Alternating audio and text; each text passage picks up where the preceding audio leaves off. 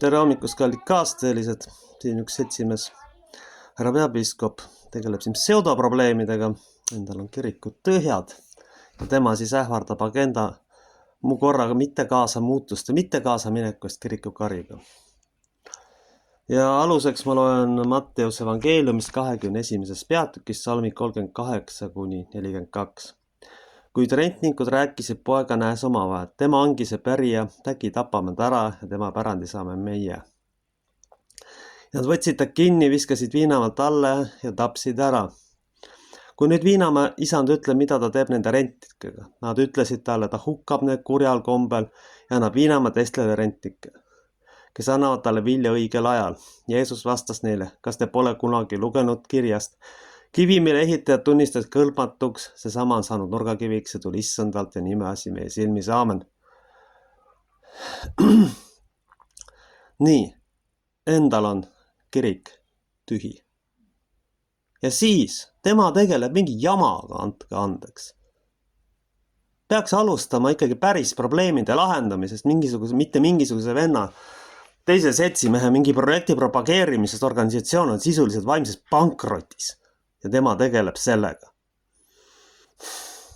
Siin ei ole muud varianti, kui kas inimesed peaks separaat kiriku kuulutama või üldse sealt välja astuma. See andke andeks. See on idiotism. See on tõsine idiotism. Te peate päris probleemidest alustama. Mitte sellest, kuidas jumalateenistusi tehnilist poolt läbi viiakse. Ma ei tea, mida teile seal õpetati. Tulge taevas appi, teate. Issand alasta küll. Rahvas on paljas ja näljas enamik. Temad tegelevad mingisuguse korra probleemidega ja ähvardavad siis karistusi. Neile vähestele, kes veel jäänud on, ikka täiesti lõpp ikka ausalt öeldes.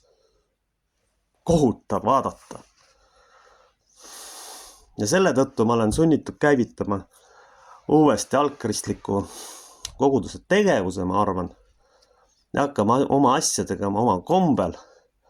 Sellepärast, et ma ei näe sellisel süsteemil perspektiivi, kus tegeletakse mingi pseudojamaga lihtsalt. Kuulge teie seal. Mida te mõtlete endast? Tegelegi inimestega, hingehoiu, noortega, mitte mingi liturgilise õudusega, mille keegi mingi projekti kuskil välja mõtelnud on aru saamata, mis üldse tegelikult toimub. Mõistust ei ole teil või? Mis viga teil kõikidel on? Ühiskonnas kehtestatakse täielik kontrolli ühiskond. Ja tuvastuseta Euroopa Liitu sisse ei saa. Meid jälgitakse tegelikult iga sammul ja nemad tegelevad sellise pseudoprobleemiga viisakalt öeldes. Enda pole mitte kedagi varsti, mammid surevad varsti ära, ongi teil tühi või? Te lihtsalt palka ma ei tea riigi käest lihtsalt saada. Pseudojamaga lihtsalt tegeleda. Kutsun üles inimesi tõesti välja astuma. Sellepärast, et see on haige, mida tehakse. Üldse nagu mõtlemist ei ole või? Kohutav lihtsalt. Andke andeks, aga ma ei saa aru, mille te inimesed mõtlete. Mille peale te praegu mõtlete? Sotsiaalvaldkonnas oleks teil suur võimalus hoopis tegutseda. Hakata inimesi aitama, hakata neid toetama. Minu nõuanne on selline, et sealt poolt alustada. Minna rohkem noortesse, aga mitte mingi liturgilise asjaga tegeleda praegu. Selleks ei ole praegu aeg. Sellega saaks tegeleda siis, kui olukord on täielikult kontrolli all. Kui kogudused on täis, kui noored tulevad peale, mitte praegu. Mitte mingil juhul ei tohiks praegu seda teha. See lõhestab olukorda, tekitab kriitilise situatsiooni. Erasektoris selline asi läks pankrotti lihtsalt. Lihtsalt läks pankrotti. Kui hakatakse, ma ei tea, mingite tehniliste probleemidega tegelema. Või ma ei tea, mõtlemisvõimet ei ole nii palju, et aru saada, mis toimub või. Ma ei saa aru lihtsalt sellest. Millest on saadud kraadid, millest on need asjad saadud, kui isegi neid lihtsalt asju läbi näha, mis ühiskonnas tegelikult toimub. Muidugi öeldakse, et kraad lolli rikku andeks, aga mulle tundub, et see ongi niimoodi.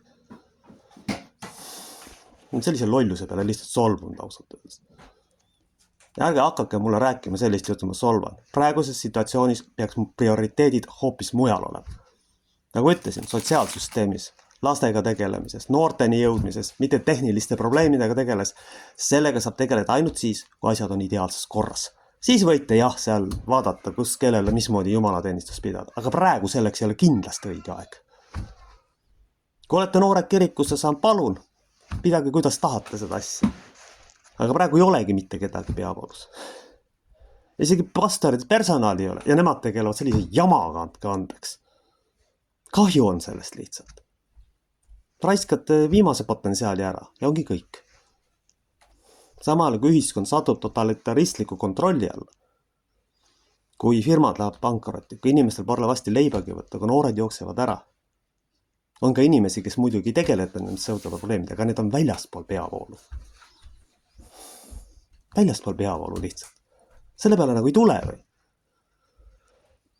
Miks paljud minema lähevad? Just selle pärast minnakse. Et ei tegeleta päris asjadega, vaid mingi jamaga lihtsalt, andke andeks. Selles on probleem. Samal ajal, kui seltsimees Trump tunnistab, et nad tegelikult sõdivad Iisraeli jaoks. Samal ajal, kui varsti hinnad tõusevad, kui tuleb talv peale, mismoodi pered hakkama saavad. Samal ajal, kui ma tean, et siin linnas on osa pered näljast, nemad tegelevad sellise jamaga, tead. Niinko tõsine puudujääk kuskil. On ausalt raske sellise süsteemi uksestki sisse astuda. Mul oli täitsa õige tunnetus, et ma sealt kunagi ära tegelikult läksin. Kas keegi ei hakka vastu ka eriti? Praegu muidugi tehti otsus, ma kuulsin, et askata vastu. Aga seda reaalset väljaastumist, kui selline tüüp tegeleb sellise lollusega kuskil. On raske minna sellisesse pühakotta, kus selline asi on sisuliselt vaikivalt heaks kiidetud. On ise oma asju hakkama uuesti ajama. Viimane lootus on kadunud, et üldse midagi seal muutub, üldse see mõni tüüp aru saab, mis toimub. Andke andeks, aga selle asjaga tegeldakse tõesti siis, kui kõik on korras. Siis tehke, mis tahate. Kui asjad on toimivad, kui kõik on peal kasv on olemas, siis ei ole. Siis on aega tegeleda selliste küsimustega, mitte nii, et maja on kokku kukkunud. Okei, milline maja peab välja nägema? Kuulge, andke andeks. Ja see ühiskond ongi vist sellisel tasemel. Brüsselist tuleb käsk on ju, teeme, mis rahvast saab savi, paneme taskud täis, täpselt see on sama põlvkond. Ja kahjuks on see minu põlvkond ja see näitab ka, mis kodune kasvatus siis seal taga on. Ühiskond on sattunud absoluutse kontrolli all. Kõikjal jälgitakse inimesi, kõik on teada. Varsti ei ole võimalik oma mõtteki avaldada. Tullakse võib-olla meelsuskontrolli tegema nagu Inglismaal ja nemad tegelevad sellega. Issand jumal küll tead. Ta on pettunud lihtsalt. Lihtsalt tohutult pettunud. Ja lähinädalatel tõen tõesti selle asja ära, et viin läbi oma jumalateenistuse. Mind ei huvita, mind kuskil seltsimehed arvavad. Mida absoluutselt enam ei huvita. Kui te ikka suuda pika perspektiivis ette mõelda, siis mul ei ole midagi rohkem lisada siia. Ühiskond on sattunud kriisi. Sõda ei ole, aga majandus kukub kokku. Halloo, kuulge. Koguduste ülesanne nii ühiskonda sotsiaalselt toetada, mitte ma pseudo kellegi säästuprojektiga tegeleda. Aamen.